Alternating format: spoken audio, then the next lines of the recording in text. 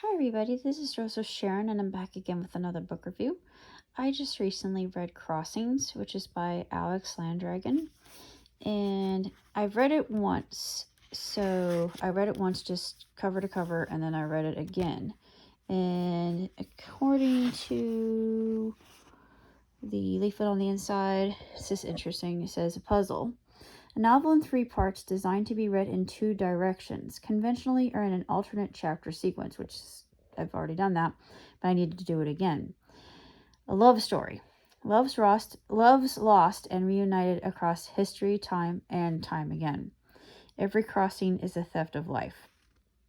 An adventure. From the pre-colonial Pacific Islands to Paris to the eve of Nazi preoccupation and beyond. The most daring debut in decades, one that spans centuries, continents, and the vast nature of the human soul. And this is a lot like Atlas, Cloud Atlas, and Hopscotch, and actually it says so on the back as well, but I completely agree with that. And the way this is written is just so utterly compelling and transfixing that you'll find yourself turning the pages and unable to stop. And it's absolutely just incredible. And another story that reminds me quite a bit of this is Avatar. If you've seen James Cameron's Avatar, it's very similar to that, or Avatar The Last Airbender. Again, it's different lives lived as different people, but Crossings takes that idea and is more so like Avatar, but, and I'm not going to say how or why, but it's a concept in and of itself. And that is why I love how self-contained this is, and how it seems to never really have an end, to be honest. And I'd like to write something that's similar to this, but I want to write it in which somebody has been diagnosed with DID, or what we know as schizophrenia. And I have a theory on that. And it's along the same lines of this book, but I'm going to have to write it down or I'm going to forget. But yeah, it's something I've always wanted to write. So Crossings has given me the fodder I need to write such a ambitious story. But this was just, it was wonderful. I couldn't put it down. I've read it twice. I need to read it again. So I'll read it once more just because I loved it that much, and I'm going to keep it because I adore this book.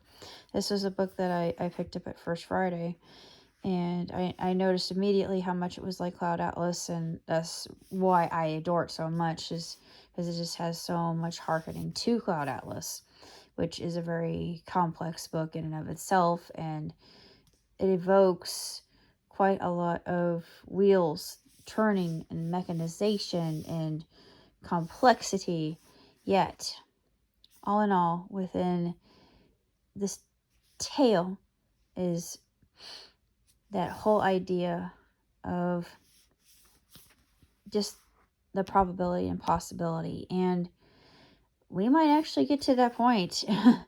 Who knows? I mean, anything is possible in this day and age, and what we've seen done with technology. And there was a series that discussed transfer of consciousness, and I was really curious about that. And I thought, well, in that case, if you're setting it into an AI, does that mean that you yourself, I guess in technical terms, your body is a container for the soul.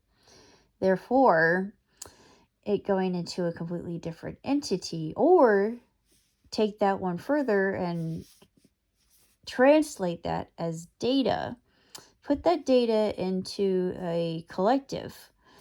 That data itself can stand alone, or it can become part of a community, or something that's not autonomous, but something that is a unit, just one unit. And if the unit is turned off, then the unit dies, basically. But that was terrifying to me. That whole idea of just a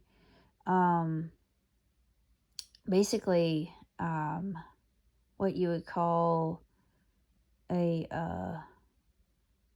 collective. Yeah, I was thinking of the Borg collective, and we are the Borg. Resistance is futile. You will be assimilated. No, I will not. Or I'm thinking the Cybermen. Same difference. Delete, delete, delete. Resistance is useless. From Hitchhiker's Guide. Stop resisting. But anyway, it's the same kind of same kind of just tumultuous thought that tumbles through my head when I'm bored. And this just added fodder to it, but I like to think more along the lines of glass half full versus, oh my God, we're not going to be autonomous or have free will anymore, and we'll just be one happy little family doing the will of the compendium and living at the will of the collective. Ugh, how boring. But anyways, that's basically all I had to say about Crossings. And if you haven't picked it up and read it, read it. I'm gonna read it again. So I'm gonna read it in the sequence that it has here. I've already started. I'm gonna go ahead and read it that way, and then it's gonna make a whole new story. So until next time, live long and prosper. Ciao, Tutti.